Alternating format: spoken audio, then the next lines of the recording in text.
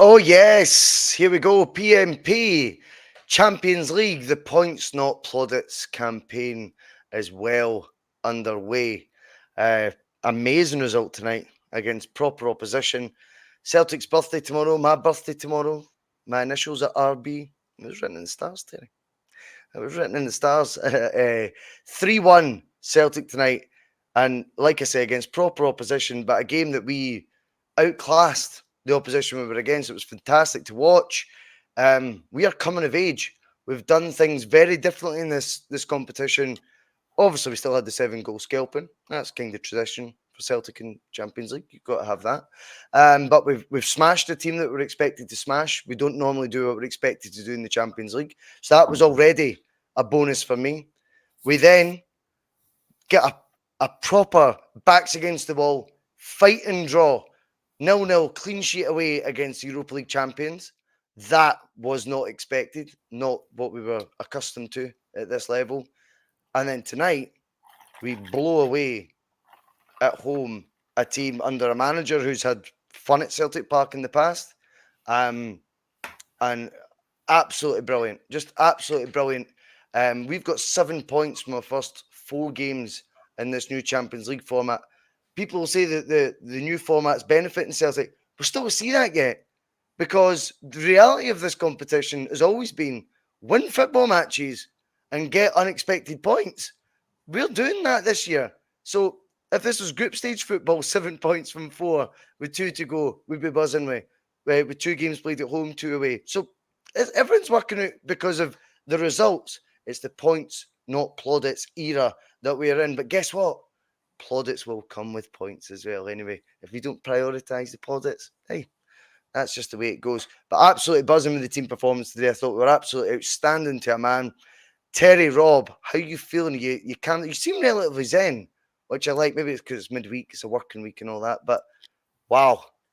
Well, it hasn't been a working week because I've been off for a week, but unfortunately I'm back in tomorrow morning. I'm just regretting that I didn't book one more day, which would have been stupid. I know. But I know we're straight after the game, Bhoycie, and sometimes we make emotional calls and things, but I think I've been watching Celtic long enough and I've seen enough games. I think that performance was right up there with some of the great performances, certainly in my lifetime. I think it's on a par with some of the nights that we had on the run to Seville. I think we played a proper team tonight, and they're sitting on no points, but they've so far played Atletico Madrid, Juventus, and Juventus. Then a real team. And then they happen to come across Celtic on a night like tonight, and wow, I think you nearly have to go back and watch that game all over again just to see the shift, because it kind of started off as we'd predicted, a wee bit end to end, a bit like basketball. Then Leipzig started to get a stranglehold on it, and you started to fear the worst. But this was felt like they sussed us at that point, didn't it? This was a mature Celtic performance. We didn't crumble. We were a wee bit nervy after that first goal, and you started to have flashbacks of Dortmund and that kind of thing. But we rode it out, and we got our way back into the game. And see, at the end, we were just a very, very good side. They were just lumping the ball forward because they tried everything to stop us, and they couldn't do it. And I think it's very appropriate that they're a Red Bull club, because I thought the energy that they put into the game was unbelievable. But it was matched by Celtic. It was matched by the boys in green and white. The pressing from both teams was just on a ridiculous level, and to the point where I kind of thought we were most at risk when we were passing the ball at the back because of the intensity of their press. It's one false move and it's a goal, and we've seen that with the goal that they scored. But likewise, the pressing that we put in was on a different level, and you don't have to be a world-class footballer to be to press at a world-class level. And I think the goal that we scored to go 2-1 up just epitomised everything that this Celtic team's about in terms of work rate. Yeah. There's loads of aspects, Terry. We can go through it. Let's do the usual. Right. So the lineup wise, I did a wee tweet about Valle during the game at the weekend. It's just one of those bang average tweets, mate. Honestly, you know that way where I've just said, think he's cool in the ball, and for whatever reason it grabs like fucking loads of likes and all that. See, when I put up like something that's like even, I think like that I've put proper thought in it, fucking just get called a fanny. This one though, for whatever it. So Valle not in the team, I thought, right, that's the last time you tweet about him, Bhoycie. That's, that's the kiss of death on that. Taylor comes in, the reason being apparently because he's more experienced at, doing that one in and keeping the right back in his sort of more traditional position. Brendan kind of clarified it before. Interesting choice. Midfield stayed the same. Kyogo remained. Any surprises for you? Do you think Scales is going to come back in? I didn't think so. I think Trusty's been signed for £6 million for a reason. I think he's, of course, by the way, earning that week on week, and I think making the initial bedwetting over whether he was going to be good enough or not make it look a wee bit foolish, including after tonight and for loads of reasons. Anything in the lineup that you want to comment on that was sort of surprising? No, nothing surprising. I didn't expect Scales to come back in again. And whilst I didn't expect Taylor to start, it wasn't a surprise either. Just given the experience. Did you like the way Brendan said he picks teams to win the game? He says, it's fixture by fixture. He goes, we pick what we think's the best team for said fixture you're playing. Makes total sense. But by saying that, you're not saying I think Greg Taylor's a better left back than Alex Bailly or vice versa, or I think Liam Scales isn't as good as Trusty. It's saying I'm going to pick the players that fit the match that we're about to play. And that'll work for the guys up front as well. Kyogo's clearly, obviously, the number one. But he'll come in and play on Sunday because he's played that fixture well before. And Kyogo ran himself absolutely into the ground tonight and did everything but score. But no, lineup-wise, absolutely no surprises whatsoever. I probably expected by to start, but I wasn't surprised that he put Taylor in. So, no. Yep. Lineup-wise, all good. As we come out the first 50 minutes, it's out the traps. It's, what it's been like the last 3-4 years, in the 3 seasons now in the Champions League in a row. We expect Celtic now to at least have a go. We do come out pretty aggressively. And it took Leipzig, not even by surprise. I just think they're a handful to deal with initially. And I thought they looked after 50 minutes of weathering the storm. Like when they scored, that wasn't like the trigger that they were coming back in the game. I think 6-7 minutes leading up to that, you knew they'd kind of... I felt my dreaded feeling when you're watching it and you're that invested was they've sussed us. They've kind of worked us out. They've took 50 minutes of hits and they've now went, right, we get it now. And they were growing into the game. The disappointment is the set piece thing. Now, before the corner comes in that leads to the goal, the cross before that, Engels headers it back out for a corner. I didn't think he needed to do that. I felt like he had enough time get that header out for a throw-in. My opinion. And I'll tell you the reason I say, when it comes to clearances, you've got to be really decisive and purposeful with them. I always hark back to the O'Neill era, sound the klaxon. But when we used to clear a ball, remember it used to be, you had time to regroup. Or it wasn't for something devastating like a corner kick or a dangerous free a corner kick, right? But when it came to Engels header there, to me it was like that's not definitive enough. You've biscuit tin head, you know what I mean? Like that should be decisive and out for a throw in. But see, 5 minutes before that, we'd been under one of their attacks, and Johnson's went to header it clear. He's kind of just popped it, just a wee looping header right back into their path. And I thought, that's not decisive. Sometimes it needs to be ugly, right? But decisive as well. That's not going to affect outcomes. I thought we shouldn't have given them that second corner. I mean, the second one comes in, I'm disappointed, Terry, to be honest with you. That's the type of goal that we conceded. And by the way, for those joining in, this is not going to be a negative podcast. We're just going in chronological order. Yeah. Terry, it was a disappointing way to go behind, wasn't it? It was, but I'm going to wind it back a step further to the root cause of that goal. And Trusty was slack in his pass out of defence. Leipzig won the ball back. They got a shot off that was going wide, that was comfortably going wide, and Schmeichel went down and parried it behind for a corner. So you've got a bit of culpability for Trusty, bit of culpability for Schmeichel, add in your culpability for Engels, and I think you have to go CCV as well. He just doesn't get anywhere near enough on the header, and it's one of those goals. It's 5 minutes later, CCV was beaten again. Yeah. He was. Yeah, that's not me being like, but just no. We're not nitpicking. I mean, on another night, on another night, that goal could have been the catalyst for a 3 or 4-0 defeat. So we have to touch on those points. We were slack in possession. Keeper made a save that he didn't need to make. Engels cleared the ball not effectively enough. And from the resultant corner again, CCV doesn't get enough on the header, and we find ourselves one down. And we won't dwell on it because it didn't do what it normally does. It didn't do what it normally does and cost us the game. But on another night, that's the catalyst for a heavy defeat.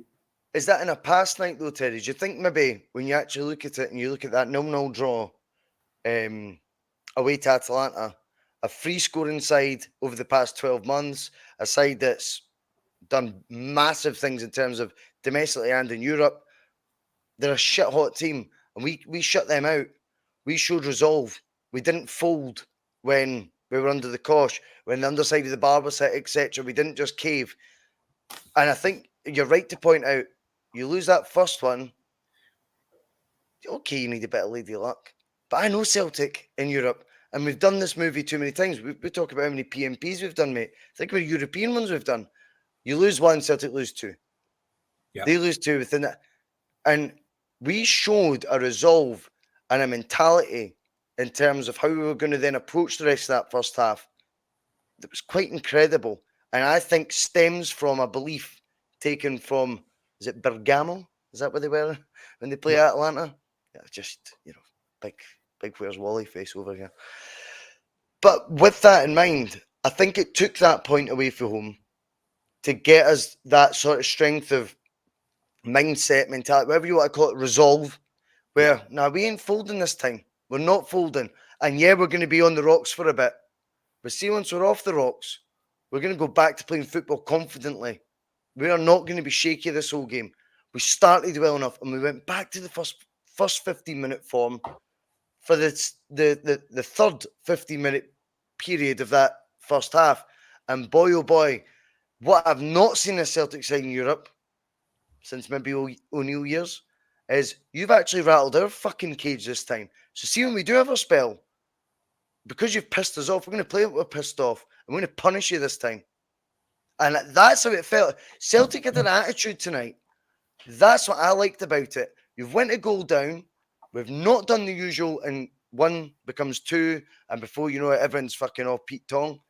Instead, we've rode the storm, and when it came back to our second wave of having the team, or being the team on the front foot, it's like there was a bit of needle to it. And there's a bit of, we should have capitalised the first 15. We definitely are this time. I love that. I absolutely love that. That's not been seen enough in in fact, in Europe in general, as we all know, for far too long. To be honest then, Bhoycie, whenever they've scored and they've started popping the ball about for the next 5 or 10 minutes, we were sussed. Did you see this outcome that we've now seen? Did you see us finding that resolve? I went back to Terry, just very quickly to answer your question. Spot on. I went exactly back to the mentality that I've been accustomed to for far too long with Celtic. Yeah. And I went, they've read the room. They've seen what our good aspects are. They've now known how to nullify them, and we've conceded the goal.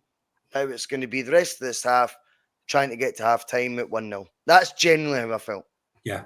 Yeah, I get that. And that's based on the movie that we've watched so many times. There was one key moment in this game that I think I want to touch on. It was around about the half hour, just about 5 minutes before we scored. Maida gave the ball away. And Johnson ended up going down, and it might have ended up going back for VAR for a free kick if the guy had scored. But the guy was in on the sort of inside left side, and he just completely slashed at it. Now it might have gone back for VAR if he put it in. Was that Nusu or something?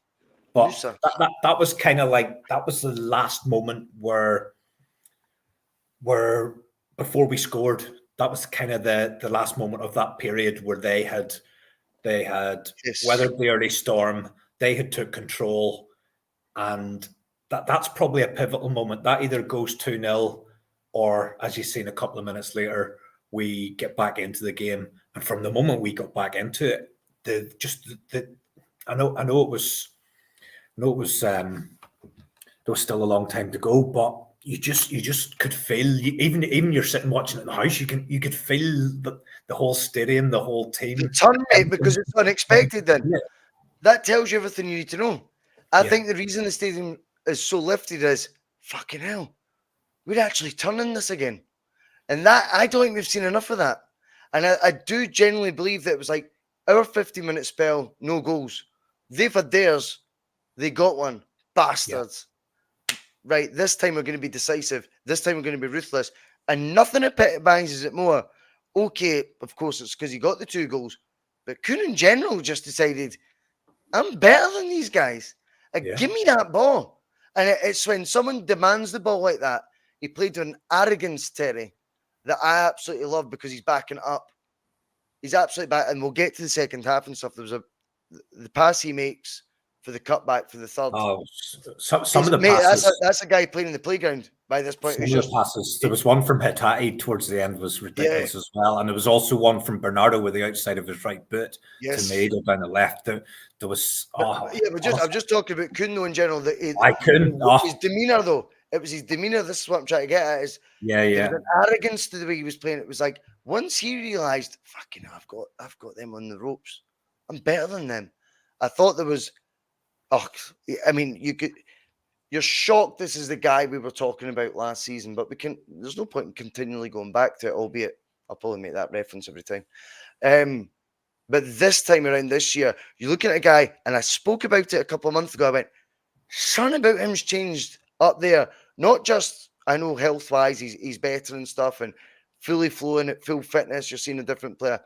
But what's changed from pre-season when I've seen all the good bits these play is 6 weeks, 7 weeks into this campaign, I've seen him pissed off. And I told you, remember at the time, I went, I fucking like that, Terry.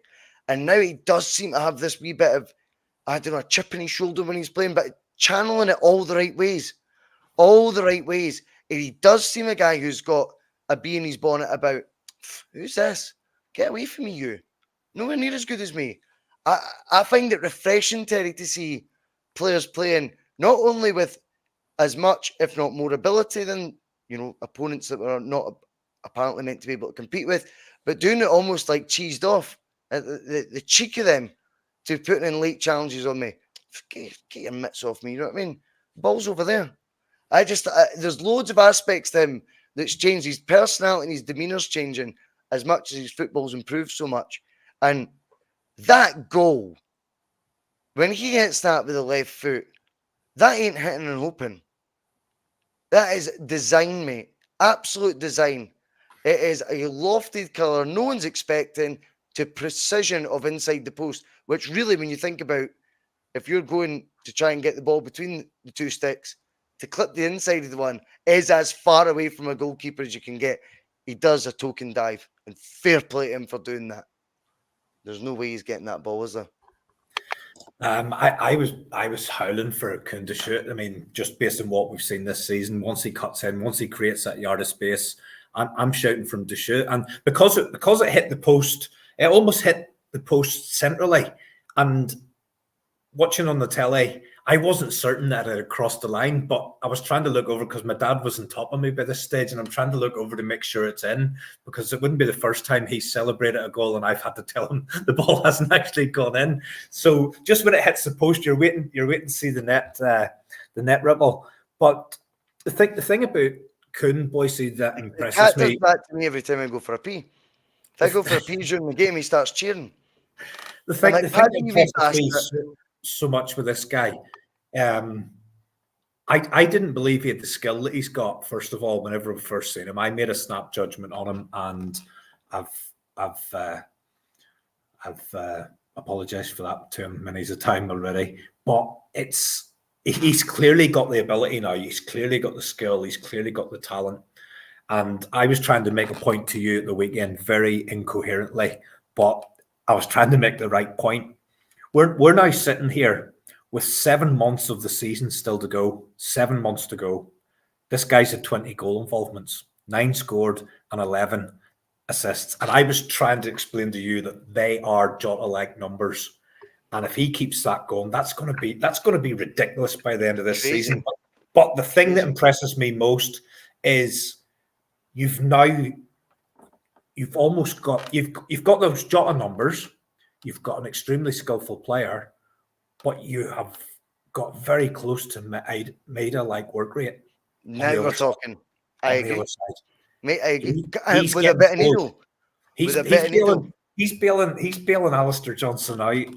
Not that Johnson did a great deal wrong, but he's looking after that whole side.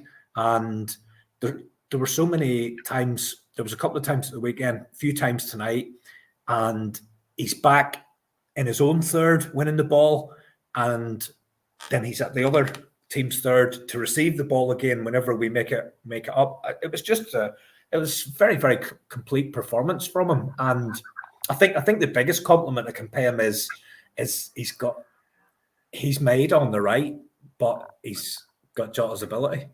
That's how I read it. He's a very, very complete player, and what I've noticed as well, when this guy came in, I think some people thought you were getting somebody because he'd been through the ranks at Leipzig and Munich and Ajax, these big clubs, that you might get some guy in who thinks he's special, and he is special. But he's a reluctant hero. He like when he scored that goal, he almost had to be convinced to celebrate. And then I don't know if you've seen anything of the post match at the end, but when Kyogo usually goes up and gets the plaudits from the guys down in the corner, he actually pushed 2 or 3 of them. Yes, Kuhn, I watched and that. He was reluctant. He was like a shy boy in the disco that didn't want to. No, it's because he's pissed off all the time now, Terry. Yeah. I'm telling you, this guy's just fuck this. I think he gets it. He needs to settle down a wee bit. He needs to settle down a wee bit, or we'll knock it through January. Fuck that. Fuck that, man. I mean, we talk about then selling players and stuff like that, and very quickly on a completely different point. I think there's a negativity right now as well, massively going to Engels. Right, another assist today, by the way. 2 at the weekend. There seems to be a negativity towards him. I was going to quickly run this by you, Terry, right? How much do you think Rio Tati's worth? Be honest, just quickly. On tonight's performance? If Celtic were selling a Tati, what would they sell him for? 15, 20? I think we'd get 15 for him. 15, right. Aye. And we sold O'Reilly for 30. Aye. And Callum McGregor's irreplaceable. I thought he was brilliant tonight, by the way. But he's financially was worth about 28 years ago, yeah? Yeah, probably. Right. So we signed a player for 11. So he'd be the lowest valued out of all those. Yeah. And we expect him to be the best because he cost Celtic 11. It's silly, isn't it? It's so silly. See when you actually work out like that, you're going, wow. No, and then you factor the age thing in and you go, shut up, give him a break. He's replaced a £30 million player with an £11 million one, third of the price. Right? A guy whose value definitely is 11 million because we got him from a top 3 league. So that is his value, definitely, right? Is 11. We sold the guy before that for 30. We believe Tati's 15 to 20, and we know Callum McGregor wouldn't cost that now, but in general would be. And we know Bernardo's only worth 3 because it took us all summer to get him. We know what Celtic do when we want targets. So I think when you look at that, those 3 though, don't put unexpected expectations on someone because you're conditioned to think 11 million is a crazy amount of money. 11 million. The manager's already spelled it out though as well. Bhoycie, he's tried to manage expectations. Yep. This is a young lad, and he's exactly where we expect him to be at this. I think it's so. And I always keep looking, like every time we do this, I always have like the stats on Terry. Ingo's name's always there with an assist or a goal. Like I think he does fantastically well for a guy who's just turned 21, playing in a new country, who turned down the bright lights of the Bundesliga to join Celtic. And bear in mind, he's replacing a 30 million player, and he's playing with a 15 to 20 million one, and he's playing with Callum McGregor. And you just be real with your expectations and actually look at what he's doing and respect it. And Bernardo, a year under Brendan, is we've won a watch with Bernardo because he is a far better player than the 6 million agreed loan to buy he was. Fuck knows how we've haggled that down to 3.5. Like Brendan must have literally went over to Benfica and said he's shite. You thought Souness was good. Like he's terrible. I'm a football guy. He's rubbish. We'll just take him. They must have done something. Robbery. That's a robbery. 100%. Terry, when we go in at half time, I get why there is I wish the game could carry on because we've just scored the second. See, to me, it just came at the perfect time. We never do this. We've put the game on its head and it's half time. I've felt like the opposite of that in Europe so often, going, what the fuck just happened there? This time around, I thought, Leipzig are now feeling that. Bear in mind, they're 3 defeats from 3. Their whole mindset's fucked now. They had the lead. Their whole media told them we were going to be easy, easy feed for them, whatever you want to call it. Celtic going at halftime doing what we don't normally do. We just fucking turned that around in the last 10 minutes. And now we get a break. And for wish that halftime whistle never. I'm glad it happened. I think it was the right time. And it was a refreshing change, Terry, that we went in going, Team Talk might have fucking had to adapt there. In a good way.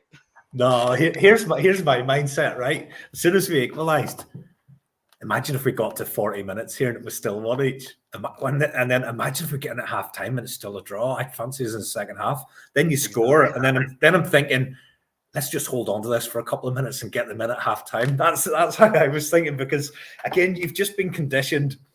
You've got the moments of euphoria, and before you even get sat down again, it's taken from under you. So I'd have been happy enough going in at 1-1. Then you get that goal, and again, I can't underestimate the work rate shown on the left hand side there. I don't even know exactly who was involved. I know Tati passed it to Taylor. Taylor was in a great position, but I think the pressing was Tati, Taylor, Maida, Kyogo might have been over there as well, but they were just like whippets trying to get that ball back. It was absolutely world-class pressing. And then, notwithstanding that, imagine if it was. Hey, whoa. I'm allowed to steal a quote after a couple of years. To then, not when you've got the ball back again, to then have the presence of mind for Hitati to play the right pass to Taylor to play the right pass, Maida to have the presence of mind to take a fresh air swipe and not put it in Rosette for Kuhn coming in at the back post. Here's the thing: if Maida touches that, if he makes contact with that, we don't score. It's so true. It's so true, but we should already have been 2-1 up. Kuhn, who scores the absolute unbelievable first goal, would have had an equally good assist. But it's Big Dyson. Big Dyson gets away with whatever he wants. Danger Maida gets away with winning. If that's Palmer in that position, he skies that over the bar. I swear to God, man, I would actually probably, I don't know, send Bobo, who's sleeping behind me. I'd probably send him into just patrol his house. Just go, listen, mate, you're for it tonight, Palmer. Missing one of those opportunities. Fucking hell. Oh, wow. Blue label. I suppose then, Blue label. when the ball fell to him, did you expect the net to ripple? No. But this is the time you scored a hat trick at the weekend. Did you expect, though, the reaction to be, big guys, at least he's in there. Whereas that's always Palmer, mate. I mean, he is hounded for that type of finish, mate. Hounded for it. This is Champions League level. These are chances you need to take. On another night, that's maybe the last. Please don't think I'm digging my head out and about it. I love him as part of the team. And as I've said, I think Brendan deep down, that's his number one of the Japanese trio. But opportunities like that, Terry, I go, we're harsher on other folk. Palmer doesn't get away with that, mate. Many would argue. That's your last. Many would argue, though. Last chance of the night, and he's skied it. Do you know what I mean? But many would argue Palmer won't be in that position. He'll be probably doing a selfie. Well, Palmer does. Yeah, Palmer does. No, but you know what I mean. Like that, there'll always be an excuse, mate, to pan one player, and then others get away with things that I'm not entirely sure. Totally understand, and I'm probably one of the worst people for doing it. Like, do you know what I mean? You get something in your head about a player, and you just play the point, not the person. I always believe that. You know, play what's in front of your eyes, not the person. You know, it's so but I do think there is, of course, there is personality bias depending on who it is. That's either saying something or doing it in a Celtic Park environment. Anyway, second half, again, felt there was a spell. Okay, they're threatening here. Schmeichel is why I now want to come to him. There's a couple of saves, Terry, that he makes truly outstanding, right? But what I am realizing, particularly after games like tonight, see those saves Schmeichel makes is what our proper goalkeepers always have. Your Fraser Fosters, right? Boric's, etc. This is what, though, when Rodgers' first spell, Scott Bain couldn't make those saves. Doris de Vries couldn't make those saves. Craig Gordon could, but they couldn't do the other bit. See, when the reason you're seeing Celtic so confident with the ball throughout the team, because we go back to front now, and the reason he is so massive in all of that, Terry, it's unreal. You can give the goal. Am I boring you, mate? No. You playing Minesweeper over there. Anyway, right. What's wrong with you, man? No, nothing, mate. Nothing. I'm listening. I thought you were doing Sudoku or something. I'm listening intently to you. Sorry, mate. Sorry. You usually tell me off for coming across you, and now I'm listening to you, and you're still telling me off. Yeah, well, that's kind of part. That's a gig. That sounds about right. Anyway, Schmeichel, for me, has brought out a confidence that when we are doing these first phases of playing out for the back, they are doing it with 10 times more confidence than they were this time last year, this time the year before. Because Joe Hart, brilliant on comms tonight, by the way. Loads of great observations that I wouldn't have spied, right? Right. But I think when it comes to actually giving the ball back to him in tight situations, the players feed off a confidence of a goalie who'll go, I'll get it by him. And he's missing out like some of their frontline press at times with passes, even when under pressure. There's a lot to be said for what he's doing when we have the ball that then breeds the confidence we've shown tonight with the ball. Then it comes to the point, well, that was great. Scott Bain wasn't bad at that. Doris de Vries was signed to do that, but they couldn't keep the ball at the net very well. Scott Bain wanted to save everyone with his feet. Doris de Vries just like picking the ball at his net. Schmeichel is a bona fide first and foremost keeper. He keeps the ball at the fucking net. He looks to me like someone who's moved with the times. I'm guessing this hasn't always been his game, but he's someone who's just moved with the times. He's adapted, going, all right, is that what I need to get good at? I'll get good at it then. And he now, to me, Terry, is so fundamental in what we're trying to do in these high-octane games, high pressure, high press. And Schmeichel alleviates so much of that by having the ability he does with both feet, and not just to not panic, but to find the right pass. And sometimes that's is a ball a midfielder would be proud of. He'll break the lines with some passes. That's a huge thing to have a goalkeeper who can do that, but not just that, still capable of making the saves we've accustomed to all our European big wins before in the past, where you like see your Foster performances, for example. I think what he does, Bhoycie, is he makes all the saves that you expect him to make, and some that you then don't expect him to make. Whereas some of the goalkeepers that we've been treated to, and I include Joe Hart in this, as much as I love Joe Hart, and I thought his commentary was excellent tonight. I thought some of the insights that he gave. As soon as Trusty was down, he said, when none of the players go over, you know there's nothing wrong. Just more like that. And then he talked about Kuhn, and you just knew when he was talking about Yang towards the end, going, I'm really, really pleased that he's got on and he's playing well. In other words, he was saying, well, when I was there, I am absolutely fucking shocked. When I was there, he was absolutely shite, so I'm delighted for him.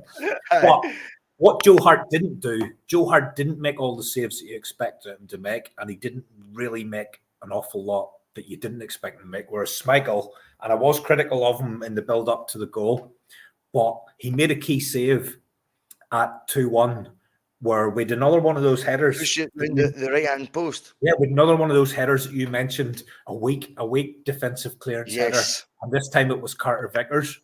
And it wasn't long before he actually came off, and he had a weak header, and Schmeichel turned it around the post.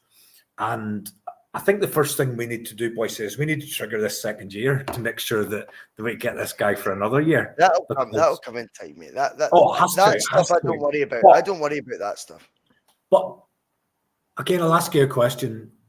Whenever it became clear that this was going to be our keeper coming in, how did you feel during the summer? Did you feel that was all right, or did you think massive? Yeah, massive. Yeah, buzzing with it straight away. That's the proper signing. That's I knew it was an upgrade straight away. I didn't know he was that good with his feet, but I thought he'll keep the ball. I think you've made a good point there. I think given his age, and given where this whole craze of football playing goalkeepers, I think at some point he will have had to adapt to the game changing, and as you say, he's really, really done that. So the game's gone because he was at Falkirk when he was young. John Hughes was his manager. John Hughes, total fucking football. Unless he's playing, of course. The opposite. Exactly. That's the whole ironic thing with John Hughes. He did have good football, but you can't help but feel Schmeichel, that aspect of it breeds in our defence. And then when they collect the ball or they have to go back because they're being closed down too quick, there's a real confidence of going, you'll deal with that. And Schmeichel deals with it, mate. It makes a huge difference. It's huge. It's the catalyst of how we then build our own possession moments, our own phases of possession. They all stem from the calmness there. We're not inviting pressure. We're dealing with pressure. That's a massive point. And then when it comes to keeping the ball, as I say, out the net, well, he's as good as we'll get. He matches in it. He is.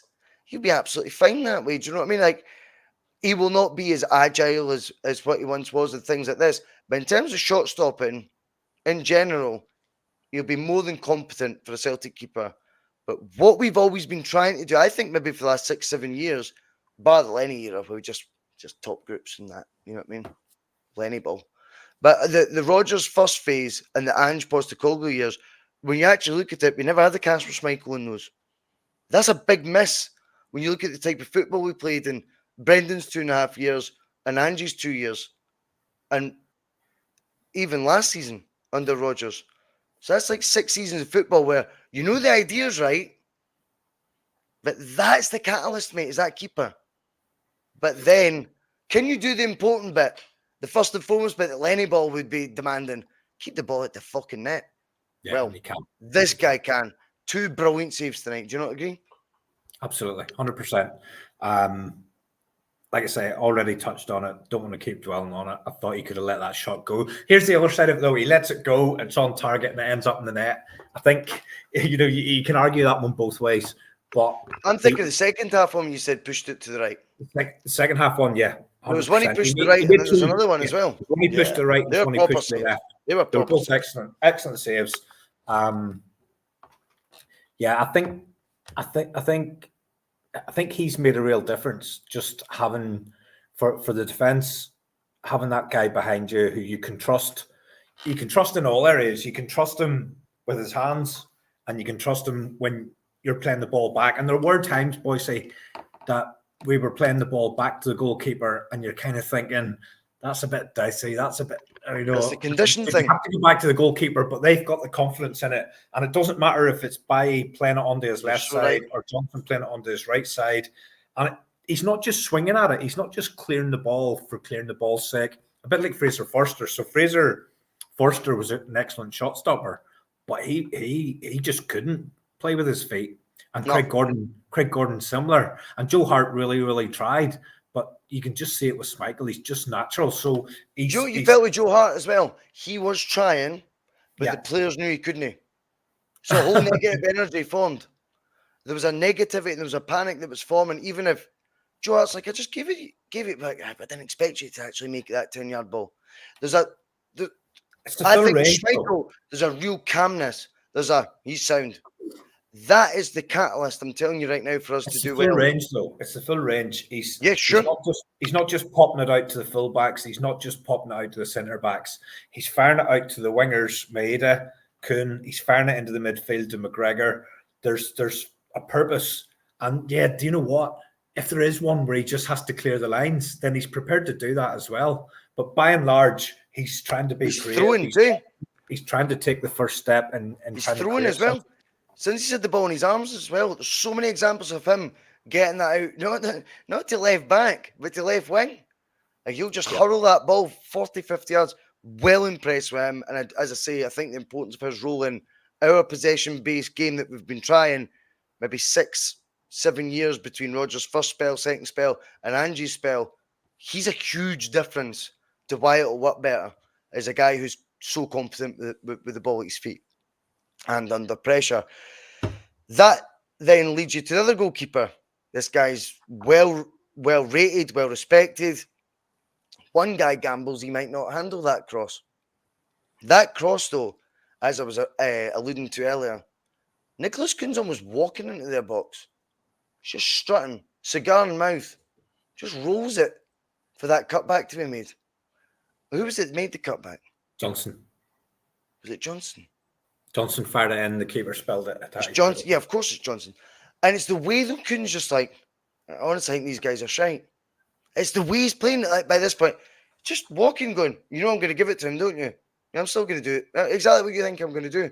5 yards straight ball, rolls it in his path, and Hatate, the way his feet react, mate, to that fumble by the goalkeeper is a joke. It looked easier than it was, to be honest. I thought it just bounced off him at real time.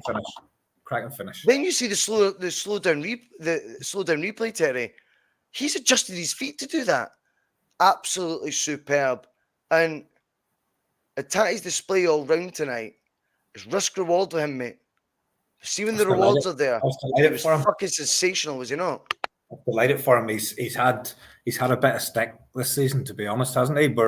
And even last season, when he was out for long spells and then he's come back, I think the general consensus is that his first season was his best one, and I was delighted for him. And funnily enough, whenever Engels was getting ready, or sorry, not Engels, Bernardo was getting ready to come on, I was thinking you can't take Hatate off. You just cannot take him off the way he's playing.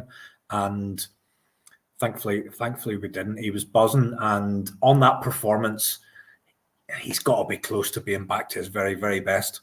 And that's only good news. Good news for us. And that element of doubt, is he Rodgers' guy? Is that the guy he really wants to hang his hat on?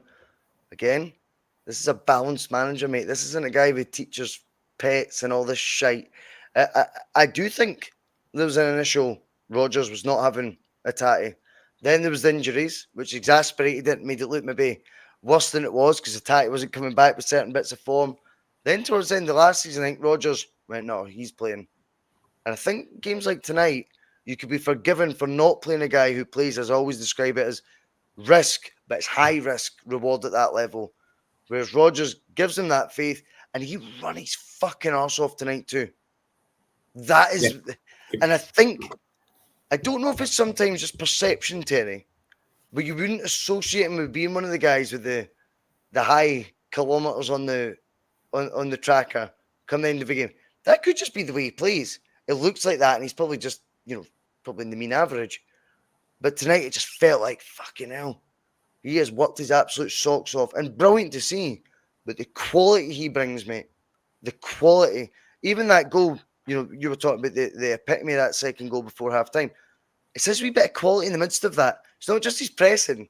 He does two drive backs, one initially, and then another one, which is a ridiculous bit of skill before he's got that ball going goalwards. Hatate has all the boxes ticked. It's just getting him in that right direction. He's with the best manager to do that. Which do you see what we're doing here? But we're just bouncing from player to player to player, talking about how absolutely superb they were. And see, I like to sort of sit and think, who do I think was that's fair, mate. No. Who do I think was the best player in the park? And on the weekend there, even though Maeda got the hat trick, I thought Kuhn was my man of the match. Now, even though Kuhn absolutely lit it up tonight, my man of the match was McGregor, though. My man of the match, I thought was McGregor. I thought he just absolutely bossed it. And I know we're moving on from Hatate, but I think McGregor needs a mention. I just thought, and this is a guy who people have started to write off, and he's on the way in, and he's starting to look great at the sides. He absolutely bossed that tonight. Absolutely bossed it from start to finish. Does he give you the example, though? I mean, see recently with Scottish players, mate, they went to Serie A, for example. Lewis Ferguson, Player of the Year. I think McGregor against, why are we so surprised?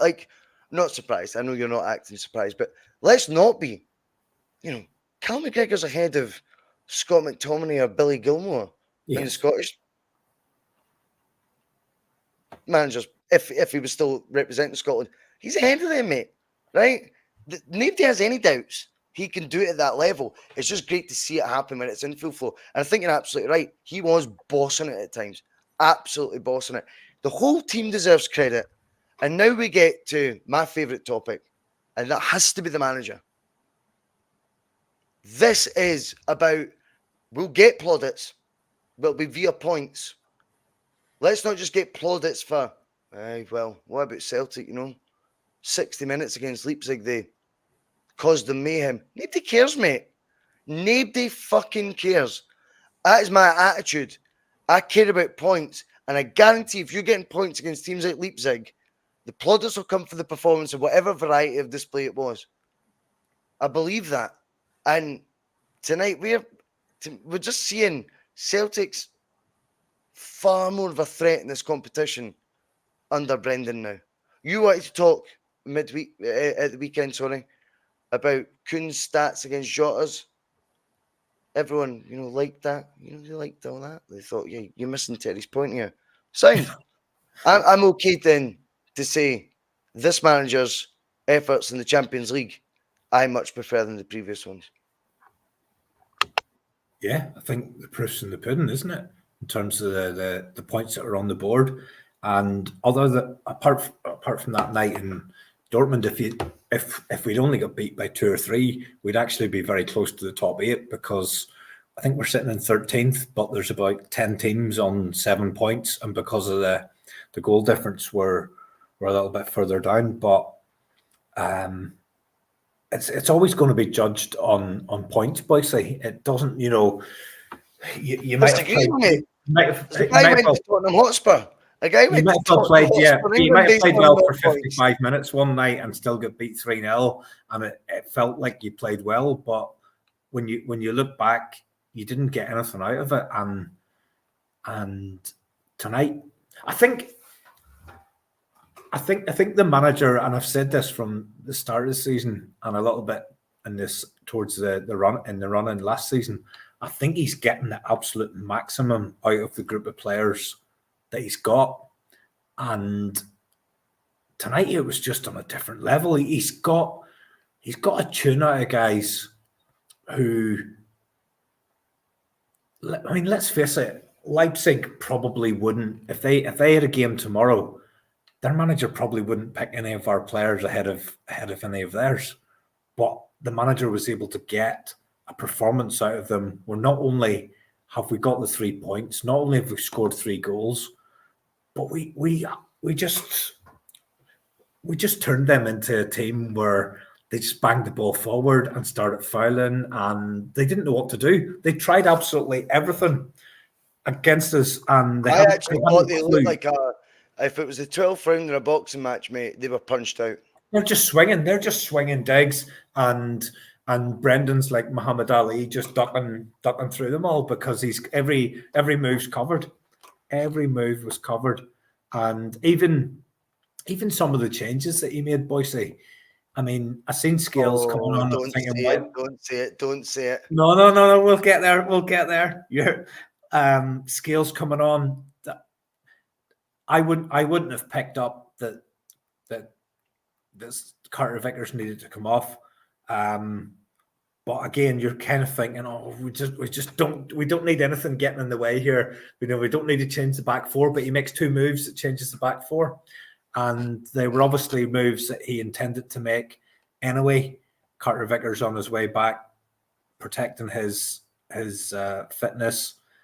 By coming on for Taylor, I thought Bai played very well when he came on as well. And again, I've been consistent. I think that's a coin toss. The one that surprises everybody, and I think you've touched on it there without saying anything, was you're at a key juncture in a Champions League game, and you've got a trusted lieutenant like James Forrest.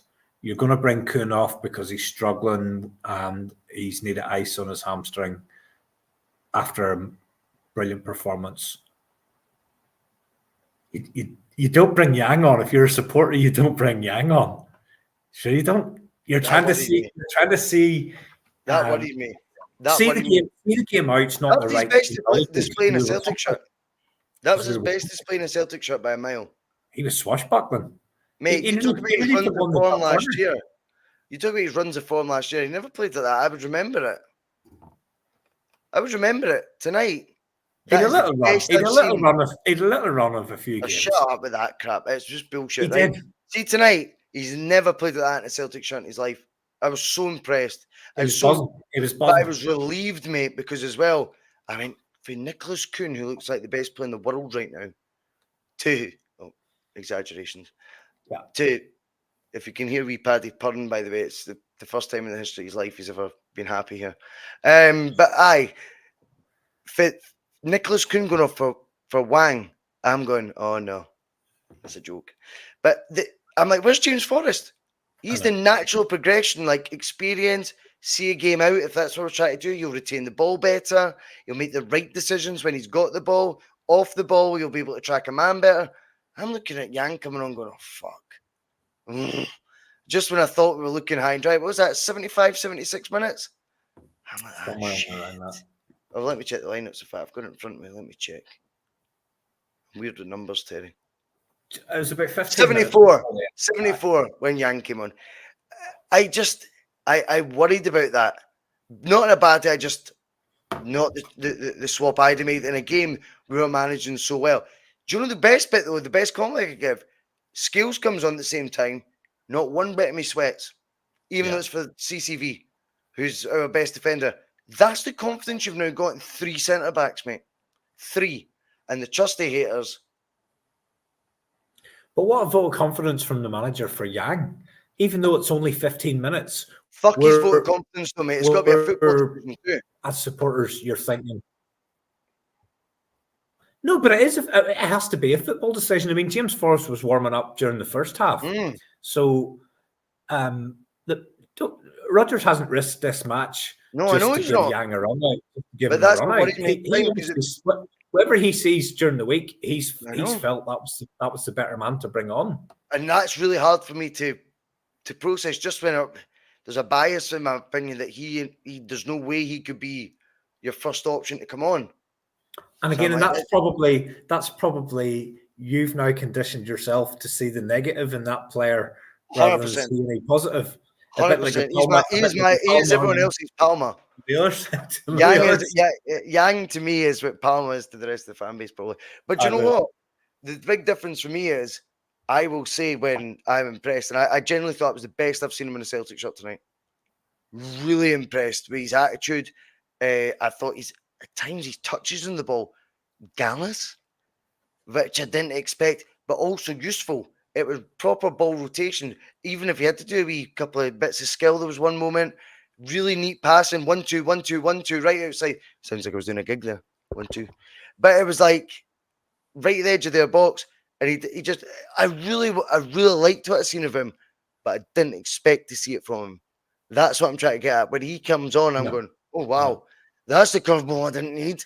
That's the red card we didn't need.